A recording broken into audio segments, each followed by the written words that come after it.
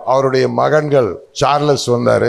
Charles பார்த்தீங்கன்னா சின்ன பையன்லேருந்து நான் பார்க்குறேன். அப்பப்போ எங்கேயா துபாய் போகிறேன், அமெரிக்கா போகிறேன், லண்டன் போகிறேன்னு திடீர்னு ஒரு ரெஸ்பான்சிபிலிட்டி வந்தது. அது எப்படி மாற்றம் வந்ததுன்னு எனக்கு தெரியல. அதுக்கப்புறம் பார்த்தா அவங்க அப்பா கூடயே உக்காந்துட்டு இருப்பார். அதுக்கப்புறம் கரெக்டாக சிந்துவை கல்யாணம் பண்ணி வச்சாங்க. நீ வந்த நேரமோ என்னமோ தெரியல, டோட்டல் மிகப்பெரிய தொழிலதிபர் ஆகிட்டார். இப்போ எம்எல்ஏவாகவும் ஆயிருக்கார் பாண்டிச்சேரியில். கூடிய சீக்கிரமாக மந்திரியும் ஆயிடுவார், அதில் எந்த விதமான சந்தேகமும் கிடையாது. அடுத்தது ஜோஸ் டைசன். அவர் கொஞ்சம் அமைதியான ஆள், அப்படியே ஜாலியாக இருந்த ஆள். திடீர்னு ரீட்டைல் மார்க்கெட்டிங் வந்து சேரா குரூப்னு ஆரம்பித்து அவர் பார்த்தீங்கன்னா ஒரு வித்தியாசமான முயற்சியில் ரீட்டைல் மார்க்கெட்டில் எடுத்துகிட்டு போகணும். நான் கூட அவரை கேட்டேன், ஏப்போ உங்கள் அப்பாவுக்கு இவ்வளோ பெரிய எம்பையர் இருக்க, போய் இந்த கல்கட்டாலேயோ எங்கேயோ அதை உட்காந்து இந்த தொழில் பார்க்கலாம். இல்லை சார், நான் சொந்தமாக ஒரு எம்பையரை கிரியேட் பண்ணுறேன், நான் ஒரு ரீட்டைல் மார்க்கெட்டை உருவாக்குறேன் அப்படின்னு அவர் தனியாக ஒரு லைன் எடுத்து பண்ணுறாரு. பாராட்டுக்கள், அவரும் ரொம்ப நல்லா பண்ணுறாரு. அதுக்கப்புறம் நான் முக்கியமாக சொல்ல வேண்டியது நம்ம டெய்ஸி பிறந்த நேரம் தான் இவருக்கு யோகமே வந்தது. மகாலட்சுமி வீட்டுக்கு வந்தது. அதுக்கப்புறம் தான் உங்கள் அப்பா கார் கீரெல்லாம் வாங்க ஆரம்பித்ததே.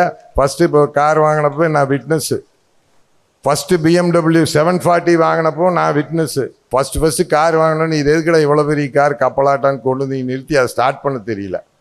சாயந்தரம் ஒரு 6 மணிக்கு. உன்னோட யோகம்தான் அந்த வளர்ச்சி. இன்றைக்கி இந்த குடும்பம் வந்து இந்த அளவுக்கு வந்திருக்கிறாங்க. கிட்டத்தட்ட CSR நன்கொடையில் பல்வேறு விதமான நன்கொடைகள் இப்போ ஒரு கிட்டத்தட்ட பார்த்தீங்கன்னா ஒரு 135 கோடி. 135 கோடிங்கிறது ஒரு சின்ன பணம் கிடையாது. மிகப்பெரிய CSR ஒரு 135 கோடி அவங்க தான தர்மங்கள் பண்ணியிருக்கிறாங்க. இதுக்கெல்லாம் முக்கியமான இதுக்கு பேக்ரவுண்டு ஹீரோ ஒருத்தங்க இருக்காங்க. அவங்க தான் லீமா ரோஸ். அவங்க பார்த்த சாதாரணமாக சிரிச்சுட்டே இருக்கிற மாதிரி இருக்கும். இந்த என்டையர் குரூப்புடைய முதுகெலும்பு அங்கே தான் இருக்குது. அவங்க கரெக்டாக ஒரு மாதத்துக்கு முந்தி எனக்கு ஃபோன் பண்ணுறாங்க, ஒன்றுமே சொல்லலை. அண்ணா 25ஆம் தேதி ஒரு விழா இருக்கு வந்துடணுன்ட்டு ஃபோனை வச்சுட்டாங்க. என்ன விழா, ஏது விழா, ஒன்றும் சொல்லலை.